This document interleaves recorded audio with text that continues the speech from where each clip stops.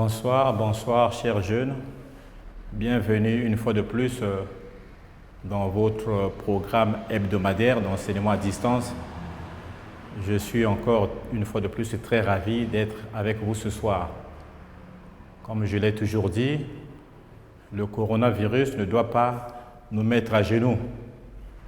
Nous devons profiter de ces moments difficiles, n'est-ce pas, pour mettre en place nos stratégies personnelles d'apprentissage.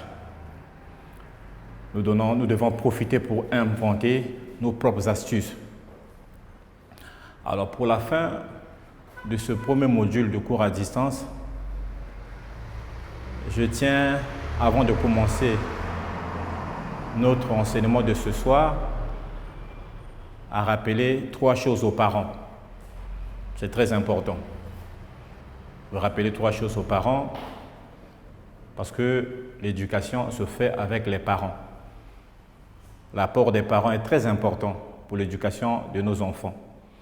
Premièrement, les parents doivent encourager les enfants.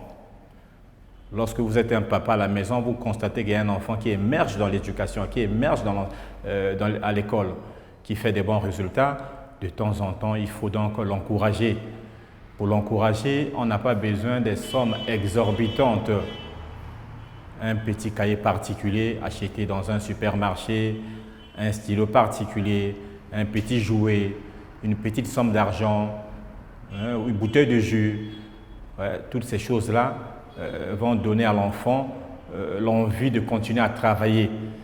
Il va chercher, n'est-ce pas, à évoluer plus davantage. C'est un stimulant pour lui. Le parent ne doit pas acheter un jouet de manière accidentelle à son enfant, non.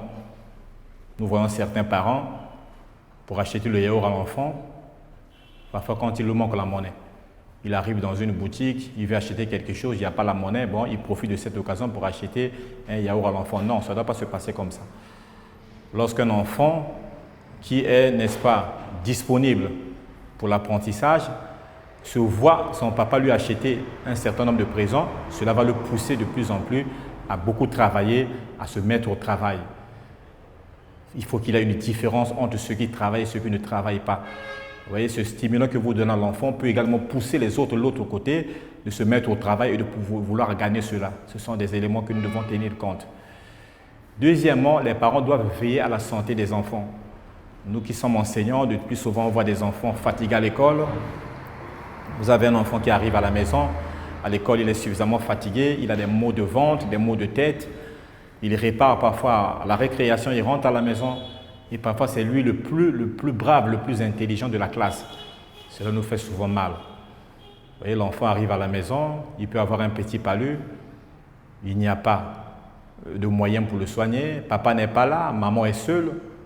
Alors quand maman est seule, dans l'envie de voir son fils se remettre au travail, le plus souvent avec l'absence de papa, vous voyez que la bourse étant maigre, le soir, la maman prend une pièce de 100 francs, va au coin de la rue, achète un petit médicament de 100 francs. Et quand la maman amène le médicament, l'enfant prend le médicament, il y a un soulagement rapide.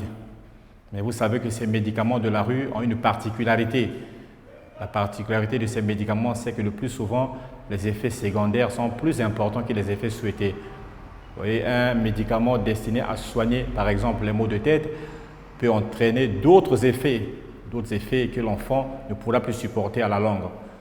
Et l'enfant se met à vomir, et la solution, elle n'est pas définitive, elle est palliative, et au fur et à mesure, la maladie peut s'aggraver, le papa n'étant pas toujours là, quelle est la solution préconisée par la maman, étant donné que le médicament n'a pas donné les effets souhaités, alors c'est la prière. On va à l'église, on se met à chasser toutes sortes de démons alors que c'était un petit palu qu'on pouvait soigner à partir de la goutte épaisse et une petite ordonnance. Donc les parents doivent veiller à la santé des enfants parce que nous avons besoin de ces enfants-là. Ces enfants qui travaillent bien sont des stimulants pour les enseignants. C'est une très bonne chose. Troisièmement, il y a aussi les sommes colossales que certains parents mettent à la disposition des enfants. Non, vous avez beaucoup d'argent, c'est vrai, mais il faut faire très attention. L'argent, des sommes colossales que vous mettez à la disposition des enfants peuvent être des vecteurs dangereux pour l'éducation. Nous avons des enfants à l'école, dans les écoles. Vous voyez une fille qui arrive à l'école avec 300 000 francs, 500 000 francs. Alors les autres n'en ont pas. Qu'est-ce qui se passe? S'il y a un anniversaire, elle prend tout le monde, elle l'amène en ville, dans des boîtes de nuit, peut-être prendre de l'alcool, et cela peut affecter, n'est-ce pas, l'éducation que les enfants, d'autres enfants dans leur maison. Vous voyez, des parents qui n'ont pas assez de moyens, il inscrit son fils dans la même école que le vôtre, même si les cours sont payés à 50 000 francs par mois, le parent s'arrange. Il s'arrange à ce qu'il ne manque pas les 50 000 francs, parce que ce qui attire le parent, ce sont les conditions du travail, c'est l'encadrement qui est performant. Et l'enfant arrive à l'école, on peut mettre à sa disposition une pièce de 100 francs ou encore de 200 francs pour son déplacement. Il arrive à l'école, mais quand il rencontre ce genre d'enfant qui amène des sommes exorbitantes à l'école, cela peut l'influencer. C'est la raison pour laquelle aujourd'hui, vous voyez des enfants dans nos maisons, les parents n'ont pas assez de moyens, mais il a un téléphone hyper performant dans son sac, et ce téléphone a été donné par un collègue dont les parents ont suffisamment de moyens. Cela détruit l'éducation d'autres enfants. Il faut faire très attention. Vous avez beaucoup d'argent, vous donnez à votre enfant, c'est bien, mais il faut faire très attention. Parce que vous dites que vous n'avez pas reçu ce privilège-là, vous devez le faire à vos enfants. Oui, vous donnez beaucoup d'argent à vos enfants, mais vous n'avez pas d'école. Cette école, qu'elle soit publique ou privée, c'est un lieu de confrontation de beaucoup d'éducation. Alors, si vous avez suffisamment d'argent, mettez ça en banque, évitez d'influencer, n'est-ce pas, d'autres enfants. C'est très important. Alors, pour ce soir, nous allons voir une notion très importante que nous appelons la composée de deux fonctions. Alors, pour comprendre cela, nous savons que tous avons déjà assisté à la construction d'une maison, d'un bâtiment. Lorsqu'une maison est en construction, vous voyez bien que dans un premier temps, c'est le maçon qui arrive. Le maçon, il lève les poteaux, il met les fondations.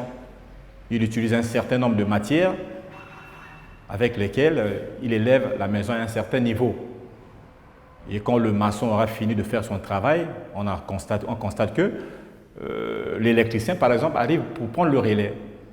Et quand l'électricien arrive, il va se baser sur le travail effectué par le maçon avant de lever la maison aussi à un certain niveau. Pour mieux comprendre ça, nous prenons donc deux petites fonctions, deux exemples. On a f de x par exemple, c'est égal à 2x plus 1. Voilà, ça c'est donc la technique de travail du maçon. 2x plus 1, nous prenons g de y par exemple, y est égal à 3y plus 5. Ça c'est la technique de travail du maçon. Cela dépend, n'est-ce pas, de la quantité de matière qu'il va utiliser. Et ça c'est la technique de travail de l'électricien. Cela dépend du niveau. Y c'est donc le niveau qu'atteint le maçon après avoir utilisé un certain nombre de matières. Donc c'est comme si nous pouvons dire que y, comme si on peut dire que y est égal à f de x. Donc y, cette écriture signifie que y dépend de x. Voilà. Alors, le maçon peut prendre donc un certain nombre, une certaine quantité de matière. Il prend donc la caillasse, il prend donc le moellon, le ciment et tout ce que nous connaissons. Alors ça fait donc une quantité 3 par exemple, quantité 3. Donc nous allons calculer f de 3. On va voir à quel niveau il va arriver. Il va incorporer cette quantité de matière, quantité d'éléments dans sa technique de travail. Donc il aura 2 fois 3 plus 1. Ceci nous donnera donc 6 plus 1. Donc ça veut dire qu'avec une certaine quantité de matière qui est égale à 3, le maçon atteint donc le niveau 7 de travail. Alors vous savez que l'électricien, quand il arrive, lui va se baser du niveau du travail du maçon. Parce que le maçon aura travaillé jusqu'à un certain niveau et l'électricien va commencer à partir de ce niveau-là. Donc son travail ne dépend que du niveau de travail atteint par, n'est-ce pas, le maçon. Donc nous allons calculer G de 7. Il va maintenant prendre le niveau 7, là, il incorpore dans sa technique de travail. On aura donc 3 fois 7 plus 5. Voilà, ce qui nous donne 21 plus 5. On aura donc G de 7 est donc égal à 26. Voilà, donc le niveau atteint par l'électricien. Voilà, donc il dépend du niveau qu'a laissé le maçon, parce que le maçon commence d'abord à travailler et l'électricien va prendre, n'est-ce pas, la relève. Alors on peut prendre encore une autre quantité. Alors le maçon peut donc utiliser une certaine quantité de matière égale à 7. Il incorpore dans sa technique de travail. On aura donc 2 fois 4 plus 1, ce qui nous donne 8 plus 1. Cela veut dire que f de 4 est égal à 9. Donc lorsqu'il prend une certaine quantité de matière qui est égale à 4, il élève les murs ou la maison à un niveau égal à 9. Et l'électricien vient maintenant, à partir de sa technique, il va calculer, il va se baser de ce niveau-là, de ce niveau 9, et il va donc incorporer dans sa technique de travail. On aura donc 3 fois 9 plus 5, ce qui nous donne 27 plus 5. Alors on aura donc G de 9 est donc égal à 32. Égal à 32, voilà. Alors, à partir de ce niveau, le propriétaire du chantier peut dire que bon, moi j'aimerais déjà avoir, est-ce que vous pouvez vous entendre de nature à ce que vous pouvez travailler de telle sorte en combinaison, un travail en chaîne, de nature à ce que je puisse ne pas avoir un travail fait par étapes, mais un travail fait de manière globale. Alors l'entrepreneur lui dit non, ce n'est pas impossible, cela est possible, il suffit seulement de combiner, n'est-ce pas, les deux techniques, la technique utilisée par l'électricien et celle utilisée par le maçon. C'est ce que nous entendons par la composée des deux fonctions. Donc nous allons chercher G rang F de X. Le G rang F de X, c'est égal à G, l'écriture veut qu'on écrive ça comme ceci. Voilà F de X, voilà. Donc c'est comme si on remplaçait, ici on a G rang F de X. Nous prenons le f de x qui est ici, le f de x qui est ici, nous le remplaçons dans la fonction g, dans la fonction g qui est là. Ça c'est la fonction g. Donc nous allons avoir la fonction g d'abord, ça commence par le 3, et le 3 qui est ici. Et donc le y c'est le f de x, c'est donc ceci. Donc on aura 2x plus 1. N'oublions pas qu'il y a plus 5 qui est ici. Donc le y là c'est f de x, et nous remplaçons 3, f de x plus 5. Donc on aura plus 5 ici. Ce qui nous donne 2 fois 3, ça donne 6x. 3 fois 1, ça donne plus 3. Et plus, n'est-ce pas, 5. Donc nous avons G rang f de x. Les deux techniques combinées, on a 6x plus 8. Voilà donc ce que nous trouvons. Et à partir d'ici, on va maintenant sauter les étapes. On va aller directement. Donc nous allons prendre par exemple le niveau 3, tel qu'au départ ici. On va prendre le niveau 3. Utilisé par le niveau de matière, le niveau de la quantité de matière utilisée par le maçon, nous remplaçons dans la fonction combinée déjà.